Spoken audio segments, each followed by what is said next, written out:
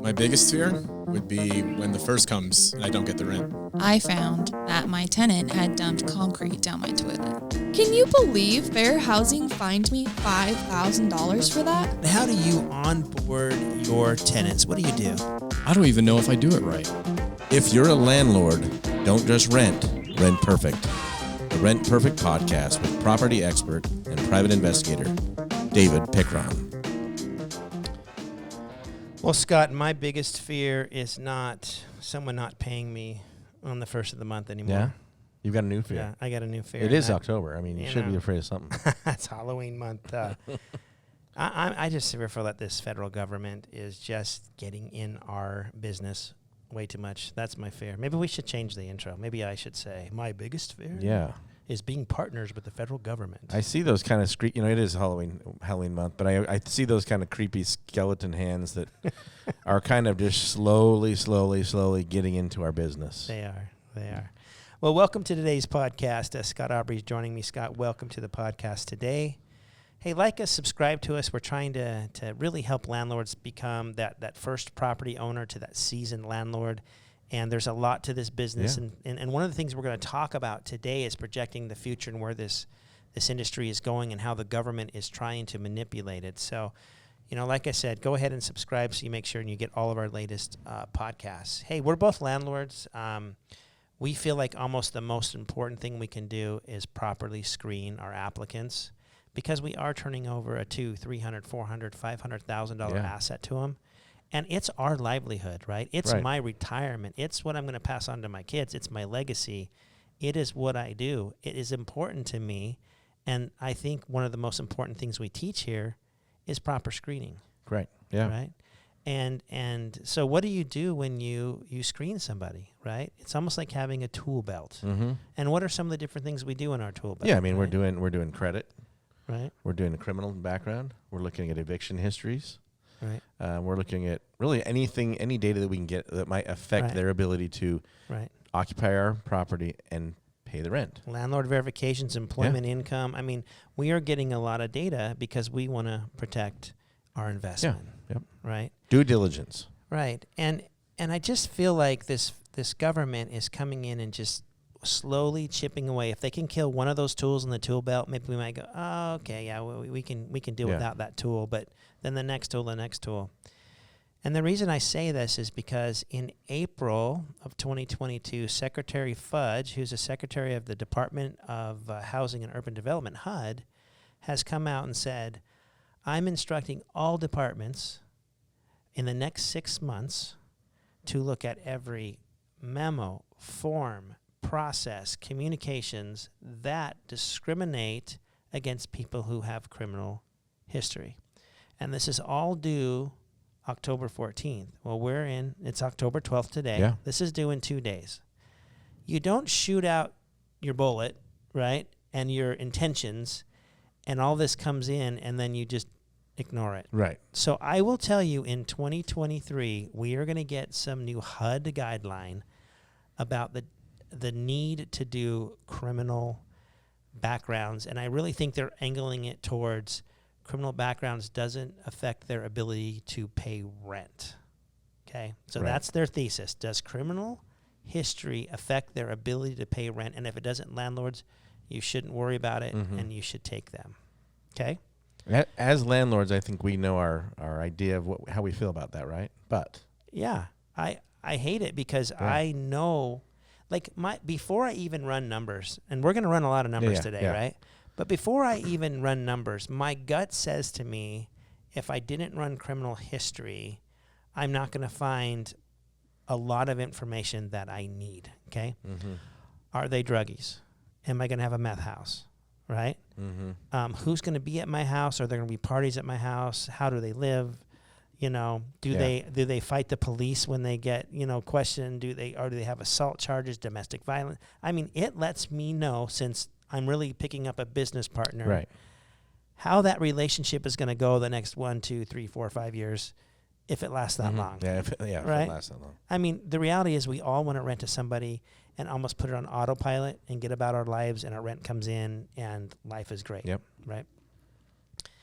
But this federal government has a way of just slowly chipping away things. And one of my earliest memories of this was the cigarette industry. Do you remember the cigarette industry, late 70s, early 80s? We were young back then. We were young, right? yeah. We were little. We were impressionable young men. We were impressive young men. Yeah. We were watching TV, maybe black and white, Right. and little color back then, little tiny screens, Yep. and a camel.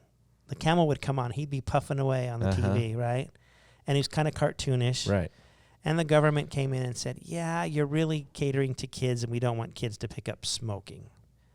I'm not fighting whether that's a good or bad. Right. I'm personally not a smoker, and I actually think it's a good thing that kids don't smoke. Yeah. But that's not my point today. My point is how when they want something, they slowly chip away at it, okay?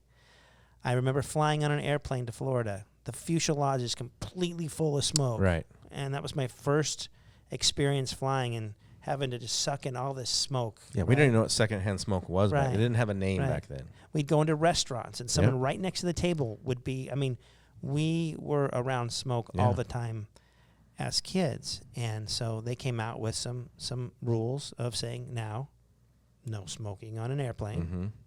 no smoking in restaurants, right? No advertising towards kids. Right. My favorite was they put the little warning on the packs of on the cigarettes, packs of cigarettes. as if we didn't know Yeah. that inhaling Right. smoke down into our lungs was a bad thing. Right. Right. Nobody runs into the burning building to take a big hit, right? Do you remember anything else? They just came after the tobacco industry. Just Yeah, one I mean, after yeah, one. just no public place, no public buildings, no public parks. I mean, it really has become where you're almost segregated out to say you can smoke here, but that's it. Right. Yeah. Now, the debate I'm making is, do you have the freedom, to smoke, or do you is that taken away from you from the government now? And so you still can do it. once again, not a smoker, not arguing for that. If I was a smoker, I probably would think that my freedoms were being taken away from me. I'm not a smoker, so I don't worry about it. Maybe the people at HUD aren't landlords, so they're not really worried about our side. They're worried about the criminal element that's on the streets or whatever. But so the government has a way of slowly chipping away at things, and I think our industry is targeted right now. And based on this memo she put out, I really think they're going to try to make a correlation with, does criminal history affect the ability to pay? And I'm going to tell you right now, with our data we're about to share with you, the answer is yes, it does. Yeah, it's a resounding yes. It's a resounding yes. So if you would explain to us, so what we did is we pulled data from every applicant, tens of thousands that came into Rent Perfect in the year 2022. So January till October. 10 months. We have a 10-month Okay. sample here. And we pulled everybody who had no criminal history ever. And We pulled everybody and then looked at their criminal history, right? Right. We pulled the whole group and then right. But Yep. when we sliced it up, we Mhm. took everybody who had no criminal history, right, and we got a score, right? right, Whether it was high, low, or no score. right. Then we slice it out, pulled everybody who had a criminal history within the last year, Mm-hmm. and then everybody within the last 3 years, and then everybody has criminal history within the last Yeah. 5 years. And a lot of us go out to 7 years in our criteria on their criminal history. But this sample, Scott, comes from all over the nation, right? Yep. And all types of properties. In all types of duplexes, single family, multifamily. This is a broad range of data that we have pulled. So I just wanted to lay that out. We also broke it up into 3 categories. Explain the 3 categories to us. So 3 categories are those that have no credit, Okay? those that have below 600 score, Okay. which most landlords, that still might be a no-go. They might even have a 650 or something as Because their our kind of floor. average It's renter 625. is 625. Yeah. So we even went below the average Right. renter. We took it at 600. Yeah, so our normal floor might be 625, but below 600, and then those that were above 600 with their credit score. Okay. Perfect. So with those who had no criminal history across the United States and all properties, what did we find? So no criminal history, we're finding that 20% of them had no credit, Okay. which could be they might be young, they might be new to the first apartment, first rental place, whatever, right? 21% below 600, Okay. and then almost 59% above a 600 score. Okay. So if you have somebody applying with your property that has no criminal history, there's a 60% chance that they have a 600 or higher score. What might be an acceptable credit score to most landlords? Right. Yeah. And you have a 40% chance that they're going to have no credit or Mhm. credit underneath 600. Right. Okay, so kind of a 60-40, Yeah. is kind of what I look at. So when we sliced out and we said, okay, show us all the applicants who have a criminal history within the last year, and let me just say this is Yeah. felonies and this is misdemeanors. We didn't pull out specific ones. 80% of these are misdemeanors, 20% of these are felonies when we look at criminal history, but we didn't even care about that at this point. Yeah. We just said anybody with any kind of criminal history, this is not traffic citations, this is not infractions, this Right. is criminal misdemeanors and criminal felonies. Did that change anything? Yeah. So 70%. Okay. 70% were under 600. 27 had no. 43% had a below 600. Okay. So collectively, 70% of those people don't really have a credit score that most landlords go, this is someone I want in my property, right? So 30% of them were above 600. So Okay. half. Okay, so we had 60% Mhm. above 600 when you had Right. no criminal criminal, history. yep. And just going with those with 1 year, now we have 30%. So above it's 600. twice as likely, Okay. right, to have an above 600 score if there's no criminal history, Okay. which I think is a pretty significant number. If you cut, 50% haircut on that is pretty significant. Right. But what's interesting, it's not no criminal history, that's just criminal history within the last 1 year. Yeah. Right? We didn't even Right. get to the guy that offended 2 years ago, 3 years to ago. 5, yeah. Yeah. So let's move on to that Mhm. next 3 years. So this is someone who applied with us in 2022, and they have a criminal history within the last 3 years. We opened up that Mhm. criminal history window. What do you Right. find? So almost those numbers almost reflect exactly what we saw at 1 year. So 30% no credit, 42% below 600, 28% above 600. Okay. So And whether what amazed me is as we talk through this, let me just comment now, but there's a consistency here, whether it's 1 year, 3 year, 5 year, those numbers are pretty consistent. Okay, so those people who have a criminal history within the last 5 years or the last 3 years or just 1 year ago, Mhm. there is a consistent pattern. Yeah. It's a 1 to 2% change either way, Right. which if we're looking at the government, that's acceptable margin of error. But yeah, it's super consistent. Okay, so we don't really even need to get into a lot of details, though we can if you're interested and you want, say, hey, what if this, give me a scenario. We might pump out some statistics for you and show you if you're a college or you're the government or you're listening to this and you need something, and we're obviously not going to give you any private information, but we're happy to share this because we believe that the correlation shows that you're twice as much to have 600 and above if you have no criminal history within 1 year, 3 year, 5 year. Doesn't matter than if you do have a criminal history. Mm-hmm. You're at 30% above 600. So we're not advocating anything other than does criminal history correlate with credit? And it does. Yeah. Because the reason you were below 600 on your credit is you didn't pay a car payment, you didn't pay a mortgage, you didn't pay a credit card, or you have a collection. You didn't pay something.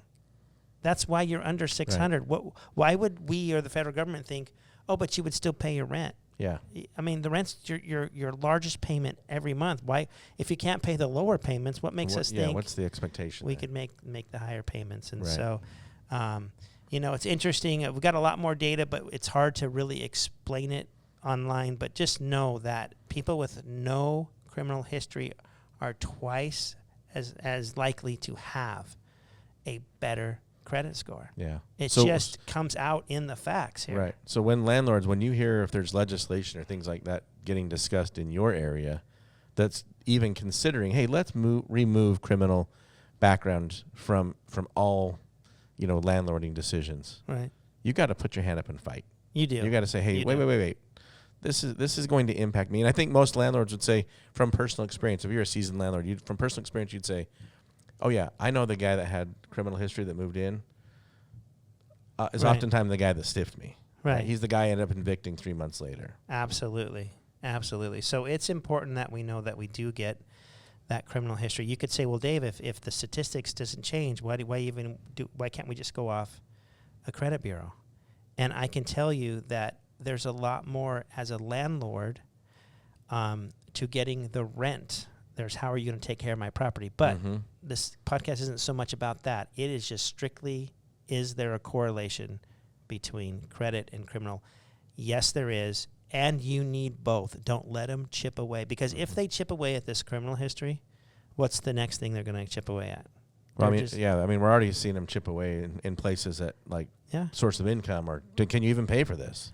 But right now, they even came out and said, hey, if you use any kind of scoring algorithm, you have to give an adverse action letter that's very specific to why. Right. I mean, they're already slowly chipping away at the scoring models. They're chipping away at the criminal history. And we need this stuff. We need this stuff if we're going to be successful landlords. So hopefully you realize there is a correlation between people with a criminal history, whether it's a misdemeanor, whether it's a felony, doesn't matter. Those credit scores are much higher if you don't have a history. So, Scott, thanks for joining us today. And until next time, continue to rent perfect.